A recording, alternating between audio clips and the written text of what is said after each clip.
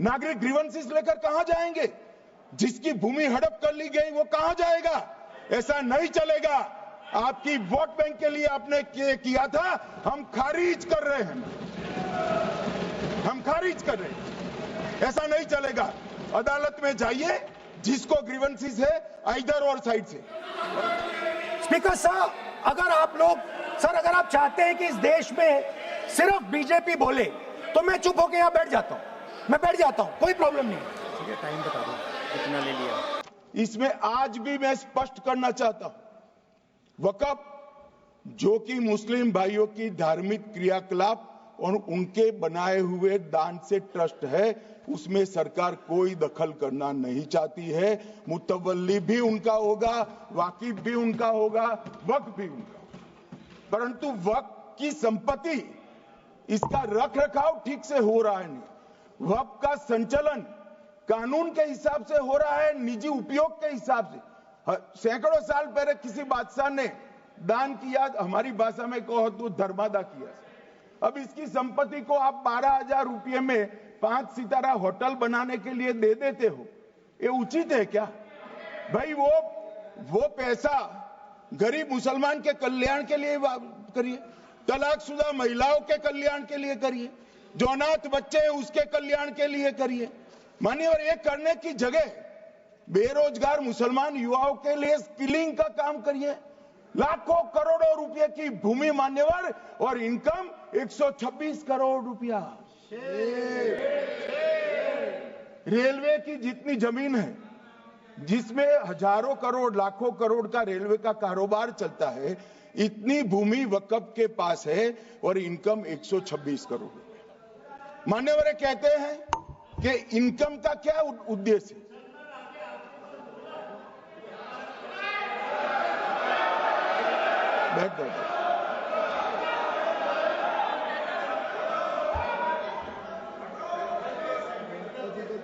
मान्यवर, मैं दादा की टेंशन समझ रहा हूं, ये बंगाल के मुसलमान भी सुन रहे हैं, तो उनको टेंशन होना स्वाभाविक है। मान्यवर, लालू प्रसाद जी, आज आरजेडी के सारे सदस्य बोले, जब 2013 का अमेंडमेंट आया, मैं लालू जी का तो पूरा पढ़ना चाहता हूं, बाकी सदस्यों का सिर्फ टोकन पढ़ूंगा। लालू जी ने क्या कहा? मैडम, सरकार जो यह संशोधन विधेयक पेश किया है, सरकार की पहल का हम स्वागत करते हैं। शाहनवाज हुसैन जी और अन्य माननीय सदस्यों ने अपनी बातों को यहां रखा, मैं उसका समर्थन करता हूं। आप देखिए, सारी जमीनें हड़प ली गई है, चाहे सरकारी हो या गैर सरकारी। वक्फ बोर्ड में जो काम करने वाले लोग हैं, उनके द्वारा सारी प्राइम लैंड को बेच दिया गया है। पटना में ही डाक बंगले की जितनी प्रॉपर्टी थी, सब पर अपार्टमेंट बन गए। इस तरह की काफी लूट खसोट हुई है। हम संशोधन विधेयक तो आपको अंत में लाए हैं, समर्थन करते हैं, लेकिन मैं चाहता हूं कि भविष्य में आप कड़ा कानून लाइए और ये जो चोरी करने वाले लोग हो, उनको जेल की सलाखों के पीछे। अब साहब, लालू प्रसाद की इच्छा इन्होंने तो पूरी नहीं की, नरेंद्र मोदी जी ने पूरी कर दी। ये लालू जी ने कहा था, एक कड़ा कानून लाइए। मान्यवर शरीफुद्दीन शरीफ, एक मिनट, माननीय सदस्य, माननीय नेता प्रतिपक्ष, इस विषय पर मैं बोलता हूं सर, रिजू जी खड़े हो जाते हैं, मैं बोलता हूं वो खड़े हो जाते हैं, इंटरप्ट करते हैं। आप उनको, मैंने यील्ड भी नहीं किया, आप उनको जगह दे रहे हैं। नो, संसदीय कार्य मंत्री आप ये फिर से आ गए।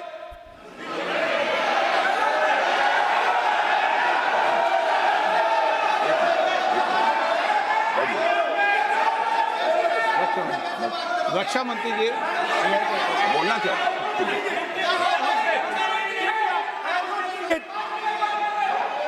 एक मिनट। देखो, सदन में एक अच्छी व्यवस्थाएं रही है,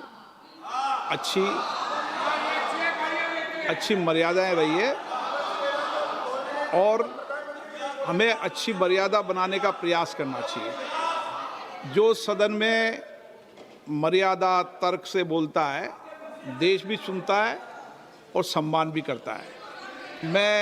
मेरी ये अपेक्षा रहती है कि सदन के अंदर शब्दों का चयन ऐसा हो जो संसदीय मर्यादाओं के अनुरूप हो और हमारी चर्चा उच्च कोटि की हो, ये मेरी अपेक्षा रहती है। अब मानो रक्षा मंत्री माननीय राजनाथ सिंह जी सदन के उपनेता हैं, कुछ मानो बट सर मैंने यील्ड नहीं किया। यील्ड नहीं, किसी यील्ड नहीं किया। अगर कुछ नहीं, मैंने यील्ड नहीं किया, मेरा भाषण चल रहा है सर, मैंने यील्ड नहीं किया है। बोलिए आप। नहीं, एक मिनट सुनिए, एक मिनट। किसी इल्ड करने से नहीं, यूँ भी हमारी व्यवस्था रहती है कि कभी नहीं मैंने किसी नो अलाउ, आपको भी अलाउ करते हैं, ऐसा नहीं करते, अलाउ नहीं करते, ठीक है, अलाउ नहीं करते ऐसा नहीं। पर रक्षा मंत्री जी कुछ बोलना चाहते हैं, शायद बोला है, सदन में अच्छा माहौल के लिए बोलेंगे। अध्यक्ष महोदय, मैं बहुत ही विनम्रतापूर्वक अनुरोध करना चाहता हूं कि जिस असंसदीय शब्द का प्रयोग हमारे नेता प्रतिपक्ष ने किया है उसे कार्रवाई से निकाल दिया जाए। अपना व्यवस्था से निकल जाता है। ओके, वो निकाल दिया जाए। और मैं आप सभी से ये अपील अपने पक्ष से करना चाहता हूं कि इस समय आप शांत रहिए, उनकी बात सुनिए। हाँ, आप बोलिए।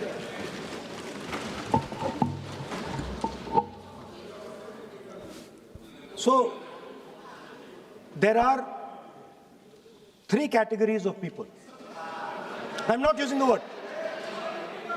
There is one category of people called student, विद्यार्थी, जो विद्या का अर्थ ढूंढता है. And then there are the 2 other categories which I will not name.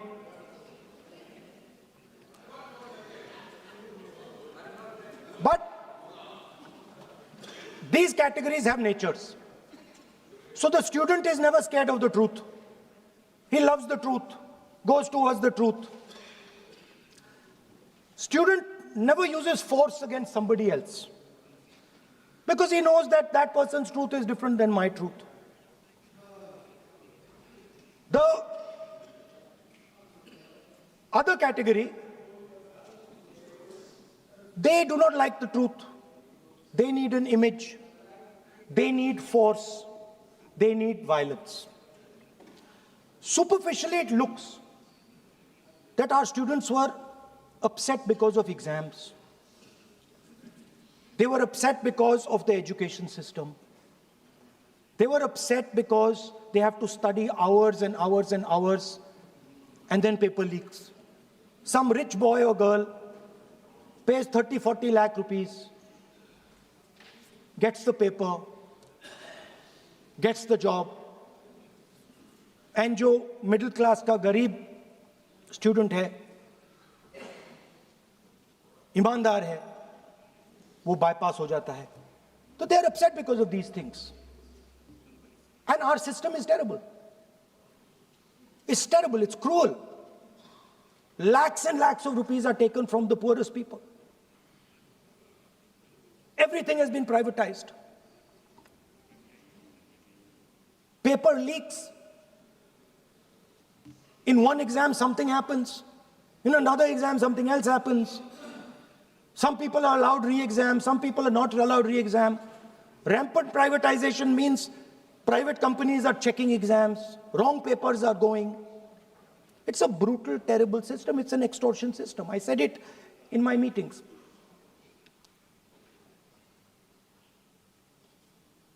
And it's a system that has been captured.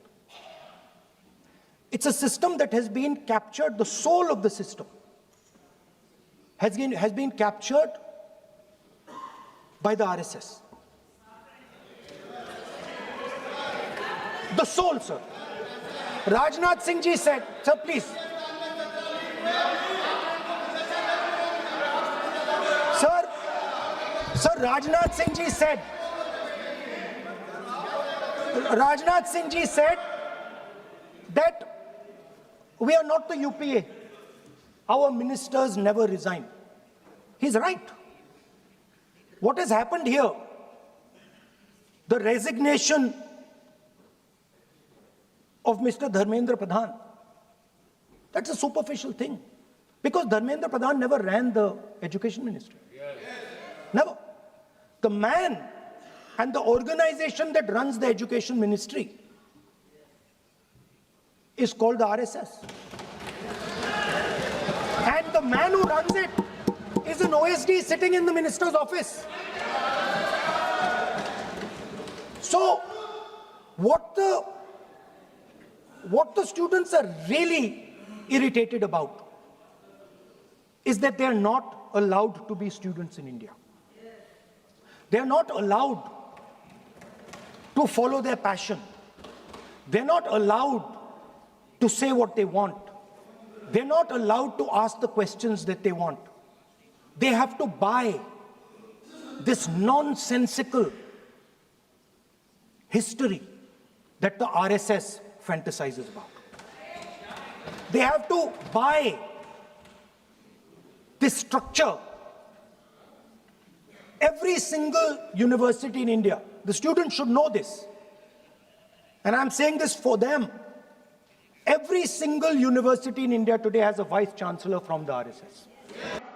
उन्होंने कहा, मंत्री जी समझते हैं कि शायद इससे मुसलमानों का वोट मिल जाएगा, लिहाजा मुसलमान लोगों ने भी खुद ही तबाही मचाई है, इसलिए मैं गुजारिश करूंगा कि इसके लिए आप सख्त कानून बनाइए, उनके हाथों में हथकड़ियां पहनाइए और जो उनके कब्जे किए हैं वो जमीनों बेचकर गरीब और तलाकशुदा मुस्लिम बहनों का कल्याण करिए। इसके बाद श्री हमीदुल्लाह सैयद लक्षद्वीप से थे, उनका भी इसी टोन का भाषण है। और मान्यवर, मैं आज की बात नहीं कर रहा हूं, 2013 का जो बिल कांग्रेस पार्टी लेकर आई, इसके विरोध में इनके समर्थकों ने जो कहा था, मान्यवर ये है। और क्या होगा भाई इससे? पारदर्शी ऑडिट होगी, आज ऑडिट ही नहीं हो रही, रिपोर्ट ऑनलाइन जमा करने की सिस्टम नहीं है, वो होगी, रिपोर्ट देनी पड़ेगी, बैलेंस शीट जमा करनी पड़ेगी, ऑडिट होगी, कैग के रिटायर्ड ऑफिसर ऑडिट करेंगे और मान्यवर पारदर्शिता आएगी। इससे क्यों डरना चाहिए किसी को? पारदर्शिता से क्यों? और वक्फ बोर्ड और वक्फ परिषद, इसका कोई ऑर्डर हम ऐसा नहीं लिख रहे हैं कि कोर्ट में नहीं जा सकते। आपने तो कर दिया था कि एक ऑर्डर को कोई कोर्ट में चैलेंज ही नहीं कर सकता, पूरा संविधान वहां समाप्त कर दिया मान्यवर। और मान्यवर, हम तो इसको कहते हैं कि कोई भी चैलेंज कर सकता है कायदे की अदालत में। इस देश में संविधान का राज है, ग्रीवेंसेस जिसका भी हो कोर्ट में जा सकता है। 2013 में जिसकी भूमि हड़पी, इसके ग्रीवेंसेस को भी कोर्ट के फोरम से बाहर करने का पाप एक कांग्रेस पार्टी ने किया। मान्यवर, एक अफवाह और फैला रहे, रिट्रोस्पेक्टिव इफेक्ट से आ रहा है। मैं स्पष्ट कर देना चाहता हूं, इस सदन में बोलने के वक्त जिम्मेदारी के साथ बोलना चाहिए। अगर ये कानून का पहला पेज और तीसरी तक धाराएं भी पड़ी होती तो इसमें स्पष्ट लिखा है, ये कानून का अमल जिस दिन पारित होने के बाद भारत सरकार नोटिफिकेशन बाहर निकालेगी, उस दिन के बाद होगा। मतलब रिट्रोस्पेक्टिव इफेक्ट नहीं है, मगर मुस्लिम भाइयों को डराया जा रहा है कि रिट्रोस्पेक्टिव इफेक्ट से आएगा। मान्यवर, ये कह रहे कलेक्टर क्यों रखा है? मुझे एक बात बताओ भाई, जो बता सकते हैं, अगर किसी मंदिर के लिए जमीन खरीदनी है तो जमीन की मालिकी किसकी है वो हमारे देश में कौन तय करता है? सबको मालूम है, कलेक्टर करता है सर, रेवेन्यू ऑफिसर वही है। तो अगर वक्फ की भूमि जो वक्फ कर रहा है उसकी है या नहीं है, इसकी जांच कलेक्टर करे तो इसमें आपत्ति क्या है? वक्फ तो दान है भाई, और दान अपनी संपत्ति का किया जा सकता है, किसी और की संपत्ति का नहीं किया जा सकता। गांव में कोई बेचारा अमेरिका गया है 4 महीने पढ़ने के लिए, घूमने के लिए, आता है तो कि वक्फ घोषित हो गया। कोई कारोबार करने के लिए दिल्ली आया, आता है तो कि वक्फ घोषित हो गया। अरे ऐसे नहीं होता भाई, कलेक्टर को पूछना पड़ेगा सरकारी संपत्ति है या नहीं है, इसकी जांच करनी चाहिए या नहीं करनी चाहिए। ढेर सारे मंदिर बनते हैं, बने भी है, बनेंगे भी, ढेर सारे चर्च बने हैं, गुरुद्वारे बने हैं, सरकारी संपत्ति पर बन सकते हैं क्या? नहीं बन सकते मान्यवर। जहां वक्फ की घोषणा होती है वो भूमि सरकारी है या नहीं है वो सत्यापित करना ही चाहिए और कलेक्टर के अलावे इसको कोई सत्यापित नहीं। मान्यवर, इन्होंने मैंने पहले भी बताया मान्यवर, कोर्ट को भी रास्ते से निकाल दिया। मैं बाद में बात करता हूं मान्यवर, ये